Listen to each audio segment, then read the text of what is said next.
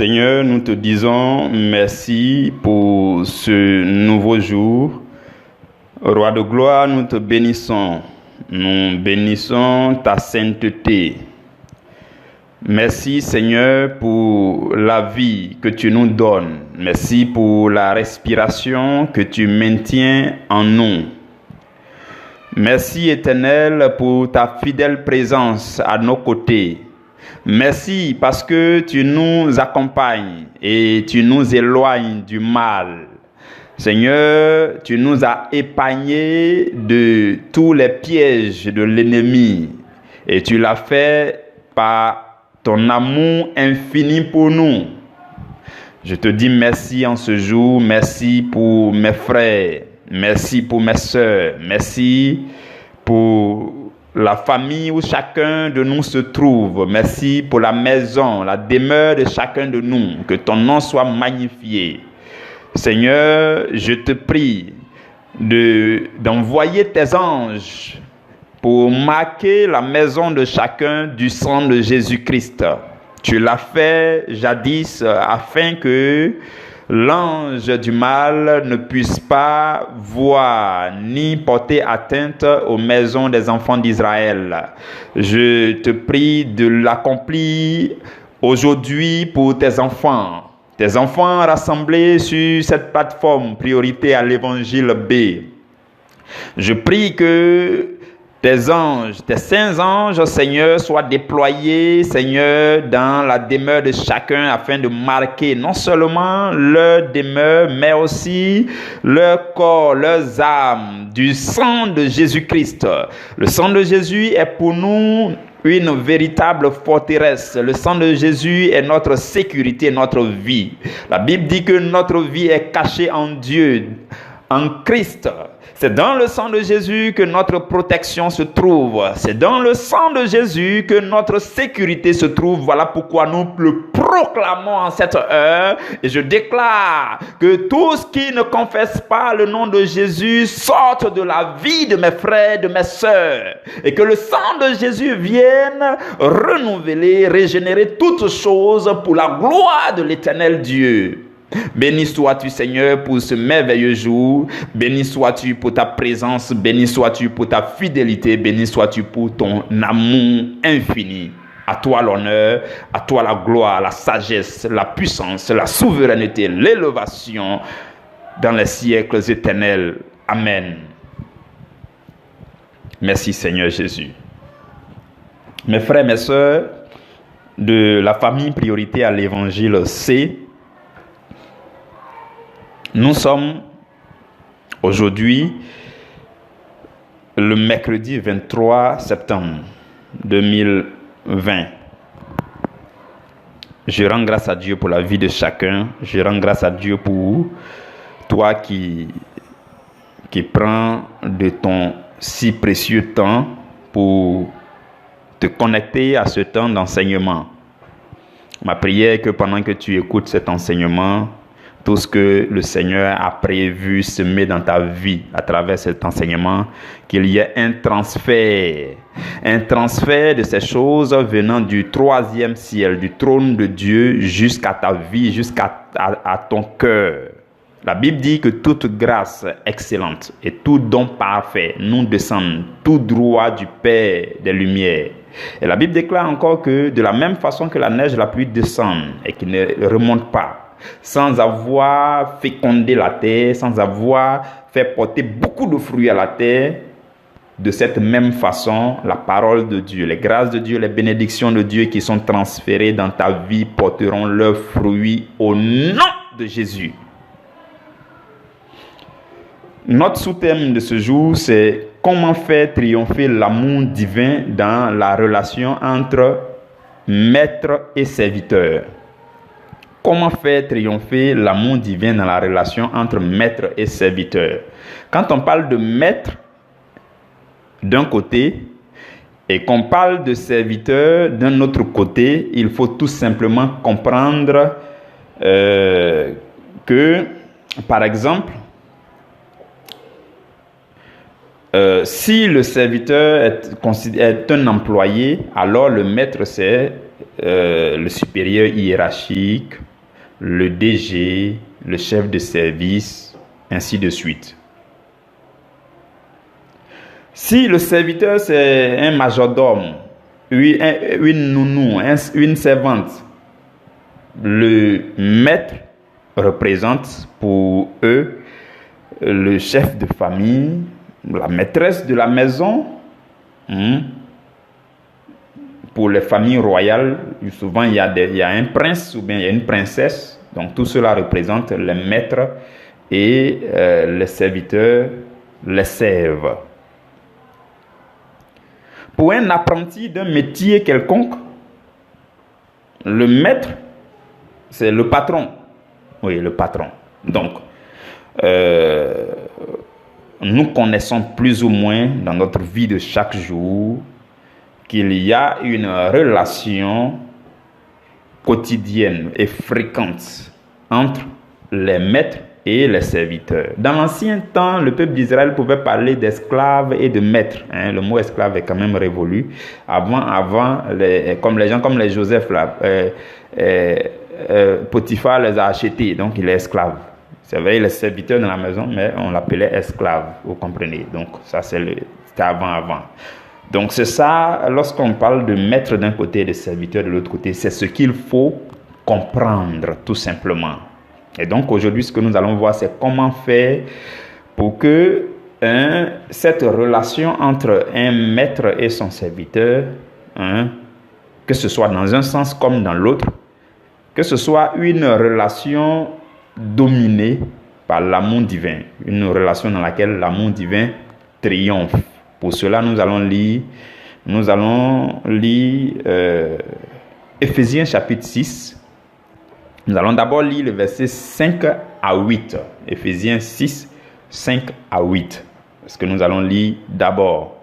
Et tout comme les autres démarches qu'on a adoptées hier et avant-hier, nous allons voir à travers ce texte, lorsque on se positionne du côté des maîtres, quand ils lisent ce texte, sur quoi ils peuvent risquer de se baser pour que l'amour divin ne triomphe pas dans leur relation avec leurs serviteurs. Et nous allons voir aussi dans le même texte sur quoi ils auraient pu s'appuyer pour que l'amour divin règne. Ensuite, nous allons nous positionner du côté des serviteurs et nous allons voir sur quoi les serviteurs peuvent s'appuyer pour que leur relation envers leur maître soit une relation qui fait triompher l'amour divin. C'est ce que nous allons observer aujourd'hui. Alors, je lis la parole, Éphésiens 6, 5 à 8. Serviteurs, obéissez à vos maîtres selon la chair, avec crainte et tremblement, dans la simplicité de votre cœur, comme à Christ. Non pas seulement sous leurs yeux, comme pour plaire aux hommes, mais comme des serviteurs de Christ qui font de bon cœur la volonté de Dieu. Servez-les avec empressement, comme servant le Seigneur et non des hommes, sachant que chacun, soit esclave, soit libre, recevra du Seigneur selon ce qu'il aura fait de bien. Ça, c'est le verset 8. On va s'arrêter là pour l'instant, mes frères et mes sœurs. On va s'arrêter là. Et avant de continuer, Saint-Esprit, nous avons besoin de toi jusqu'à la fin. Saint-Esprit, nous ne sommes pas suffisamment formés. Non, on n'a aucune connaissance pour que tu nous laisses seuls faire certaines choses. Peu importe notre niveau de connaissance, peu importe tout ce que tu vas nous enseigner, même lorsque nous sommes en train de restituer cela, lorsque nous sommes en train de parler cela, lorsque nous sommes en train de pratiquer cela, nous avons encore besoin de toi. Nous avons besoin de ta communion continuelle. Viens et sois là pour ne pas que nous nous trompions. Non, ne nous laisse pas commettre des écarts. Voilà pourquoi nous désirons ardemment la communion avec toi tout au long de cet enseignement jusqu'à la fin. Merci pour ta présence. Amen. Frères et sœurs, je voudrais qu'on observe un peu les relations existantes entre les maîtres et leurs serviteurs. Si nous observons bien ces relations, vous pouvez vous observer, chacun à son niveau. Quelque part, vous avez déjà eu à être à la place du serviteur ou bien à la place de maître, ou bien vous l'êtes en ce moment précis. Donc, observons ensemble et remarquons aussi que dans cette relation, c'est le maître qui a le pouvoir parce que c'est lui qui paye le salaire. C'est ça. C'est lui, la plupart du temps, c'est lui qui donne le salaire, qui fait qu'on te rémunère. C'est le maître qui a la parole. Et il a tellement la parole qu'il y a des fois, il crie. Il se sent obligé. Il pense que c'est quand il va crier qu'on va savoir qu'il a la parole. Ça, c'est le maître. C'est le constat qu'on fait dans nos relations. Et c'est le serviteur qui est sous pression. Il est stressé parfois, il est oppressé. Souvent même, il est harcelé. C'est ça. C'est ce que nous pouvons constater dans les relations que nous avons eu à vivre entre nous et nos serviteurs ou entre nous et nos maîtres. Alors, je veux nous inviter à nous positionner d'abord du côté des maîtres, et à analyser le texte que nous avons lu. Si on se met du côté des maîtres, vous allez voir que il y a manque d'amour dans la relation du maître avec son serviteur ou avec ses serviteurs. Il y a manque d'amour divin à cause de ce que les maîtres peuvent voir dans le texte qu'on a lu. Ce que le maître peut voir, peut réussir à percevoir dans le texte qu'on a lu, Éphésiens 6, 5 à 8 là. À cause de certaines choses que le maître peut voir dedans, il s'appuie dessus sans toutefois chercher un deuxième, un troisième, un quatrième texte. Il s'appuie dessus, il peut s'appuyer dessus pour vivre sa relation avec son serviteur, son employé, son apprenti. Et ça va le conduire dans une relation de manque d'amour. Il y a ces choses-là qui sont dans le texte que nous avons lu. Par exemple, quand il commence à lire Éphésiens chapitre 6 d'aventure, les chrétiens, et qu'il n'est pas à fond dans la Bible, il y a manque d'amour dans sa relation avec ses serviteurs parce que tout simplement, quand par exemple il va lire Éphésiens chapitre 6, versets 5 à 8, quand il va lire ce texte-là seulement, tout de suite il va voir « Obéissez à vos maîtres selon la chair ». Lui, ce genre de parole, ça lui suffit. Ah oui. Il faut qu'il m'obéisse sans réfléchir. Pourquoi quand je lui donne des ordres, il n'obéit pas? Il doit obéir à la lettre parce que c'est moi le maître. Et la Bible dit, c'est ça, on dit très souvent, la Bible déclare. La Bible dit, il doit m'obéir. Parce que la Bible dit, obéissez à vos maîtres, ainsi de suite. Vous voyez, c'est ce genre de choses qu'il peut voir dans la Bible sans toutefois aller loin. Et il peut s'appuyer dessus pour vivre sa relation avec ses employés ou bien ses serviteurs. Et l'amour divin ne va pas dominer dans cette relation. Il risque de voir encore certaines choses dans le même texte. Par exemple, la Bible dit que les serviteurs doivent obéir comment? Ils doivent obéir avec crainte et tremblement. Donc tout de suite, quand quelqu'un qui est maître, il est le chef de service, il a des employés, ou bien il est le DG, ou bien il est le patron de la maison, quand il voit ce genre de verset-là, par exemple, lui, il pense que quand on dit les serviteurs doivent obéir avec crainte et tremblement.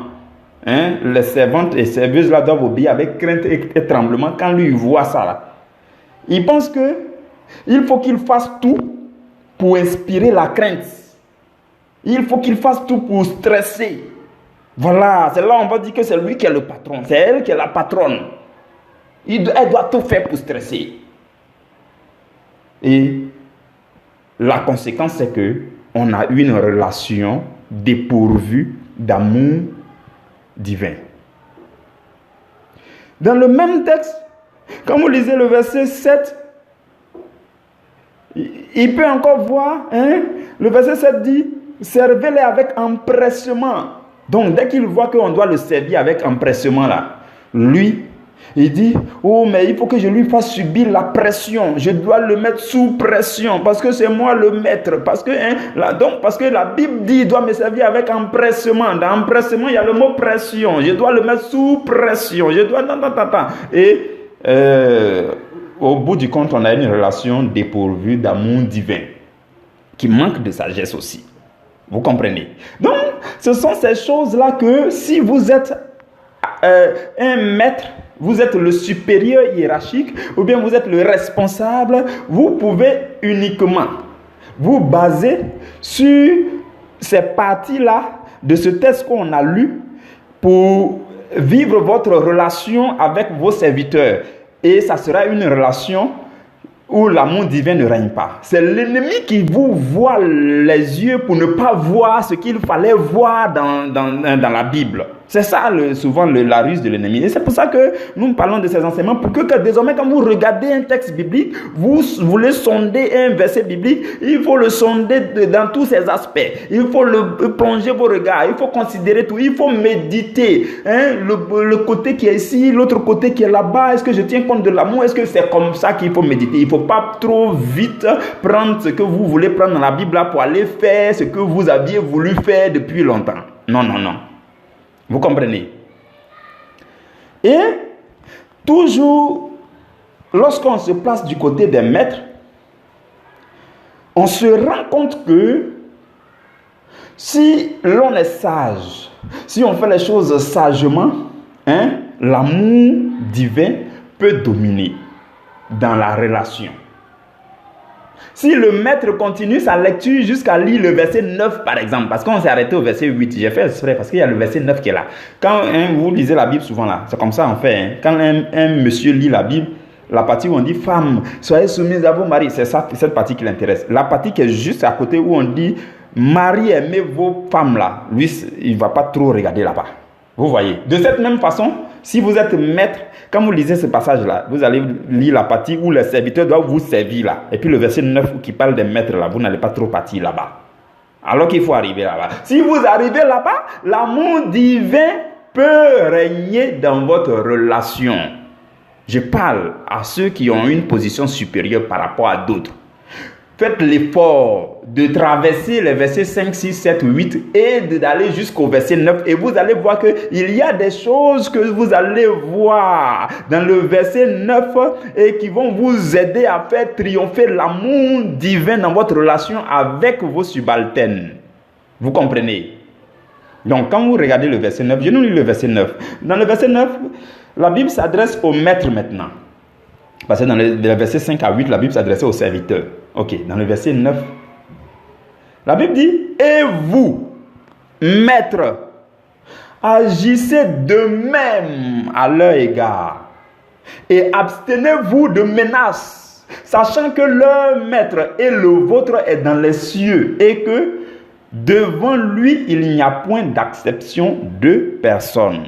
Vous comprenez? Voici le verset 9. Et ce que je veux nous dire, ce que j'avais commencé à nous dire, c'est qu'il y a des choses que les maîtres peuvent prendre dans ce verset 9-là pour se rendre beaucoup plus doux, plus sages, pour que l'amour divin triomphe dans leur relation avec leurs serviteurs. Par exemple, dans ce verset 9, la Bible dit, agissez de même à leur égard. Le de même là, ça veut dire quoi? La Bible finit de parler des serviteurs qui doivent faire ceci, cela, ils doivent servir avec empressement, ils doivent faire ceci, cela, ils doivent servir comme servant Dieu, tout ça. Et puis la Bible dit agissez de même. Le de même là, ça veut dire quoi? Le de même là, ça veut dire qu'entre toi et puis lui là, il n'y a pas trop grande différence. C'est parce que Dieu t'a mis au-dessus, c'est toi qui donnes les instructions, les orientations, les ordres. Sinon, vous deux même, votre hiéré là, en Côte d'Ivoire on dit ton hiéré, ça veut dire que toi-même là, vous deux là, il n'y a pas de différence. C'est Dieu qui donne autorité à qui il veut.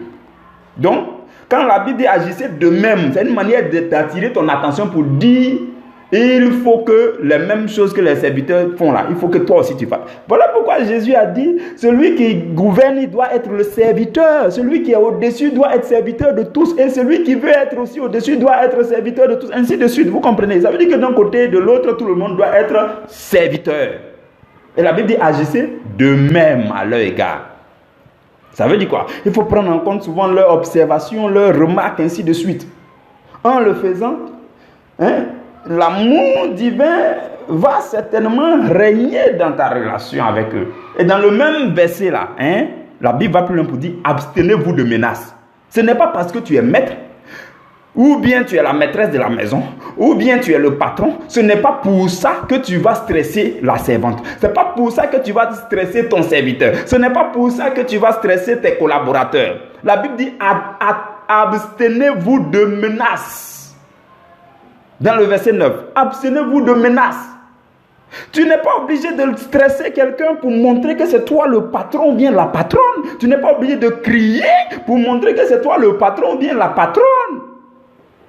Et la Bible va plus loin pour dire, regardez, dans le même verset 9, la Bible va plus loin pour dire, sachant que le maître et le vôtre est dans les cieux. Ça veut dire que toi, tu n'es même pas maître. En réalité, ce n'est pas toi le maître. Vous deux là, vous êtes la même chose. Le maître, vous deux, votre maître là est dans les cieux. C'est le maître qui est dans les cieux qui t'a fait la faveur d'être là où tu es aujourd'hui. Faut pas que tu vas abuser ou bien faut pas que tu vas faire comme si c'est toi qui es le patron ou bien la patronne. Non. Leur maître, la Bible dit leur maître et le vôtre est dans les cieux.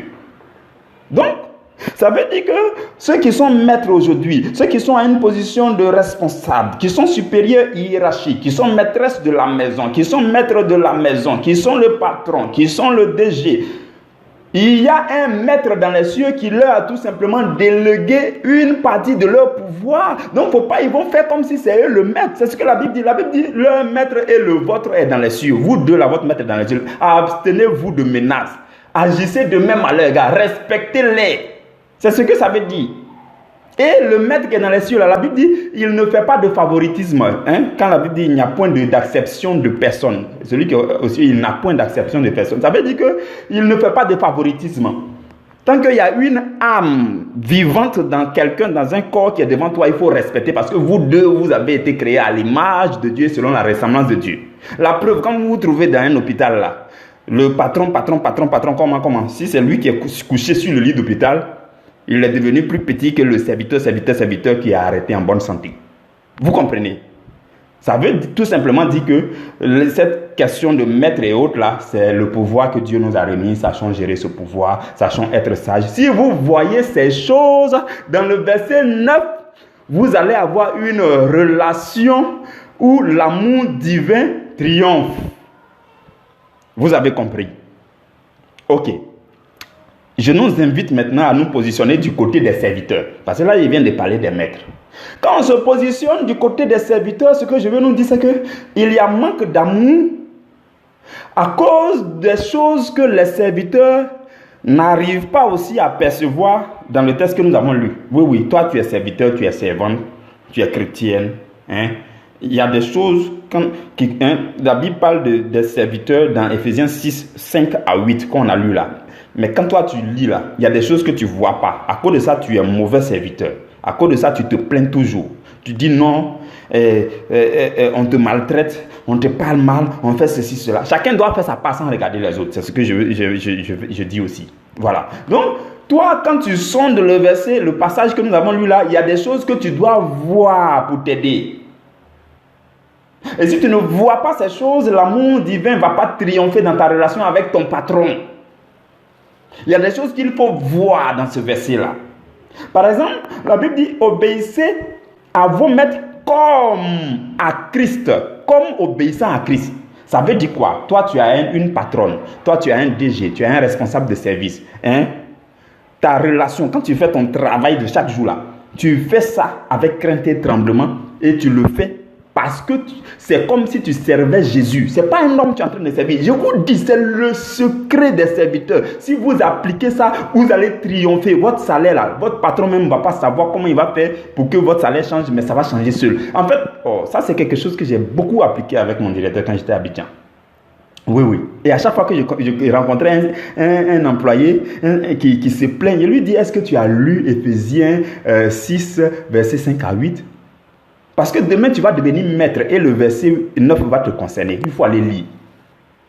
Donc, moi, qu'est-ce que je fais? On me donne un travail, je fais ça propre. Non, non, non, non, non. Que je prends du recul, même si je sens que je suis un peu embrouillé, je dis non, je prends du recul, je prie un peu. L'onction là doit venir d'abord. Parce que quand l'onction est là et que tu as entamé un travail, c'est rapide, c'est propre.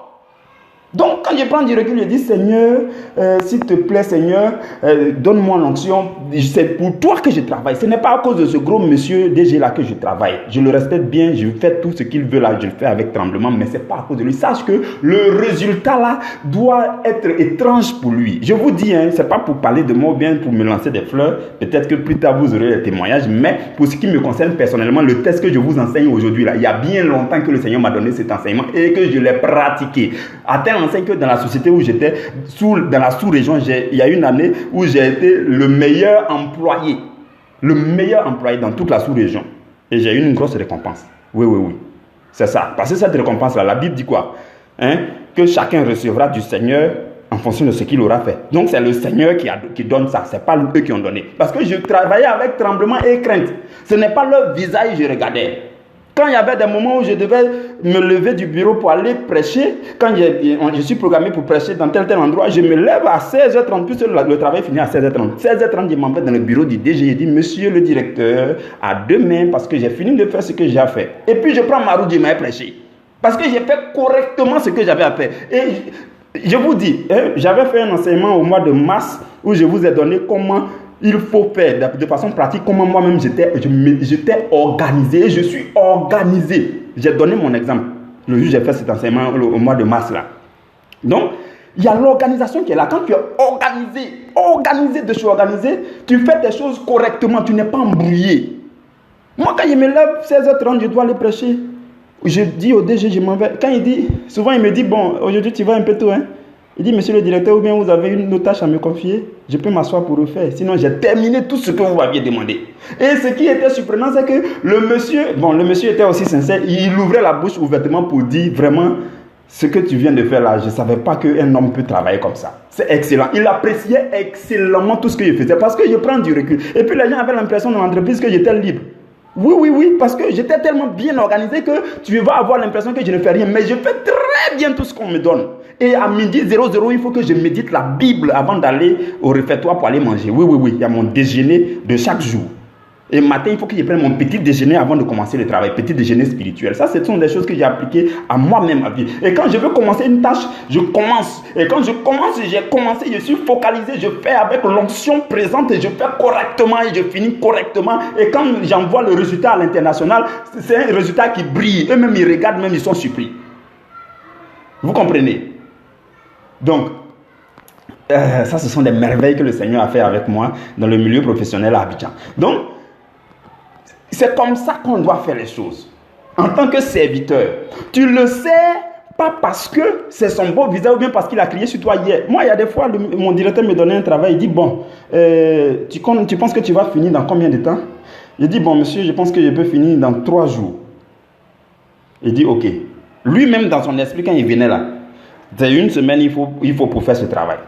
Maintenant, quand il dit dans 3 jours là, premier jour, deuxième jour, j'ai fini propre et puis je m'ai lui donné. Le monsieur là, sa bouche est ouverte. C'est ce qui a fait que dans l'entreprise là, tout le monde craignait le monsieur. Il est gros, grand de taille, tout le monde le craignait, tout le monde avait peur de lui. Mais moi seul, au point où il y a un directeur d'usine qui est venu me dire dans mon bureau pour dire, mais qui est ton marabout? Je dis, je n'ai pas de marabout, il dit, mais le monsieur là, c'est toi seul qui le stresse. Je dis, oui.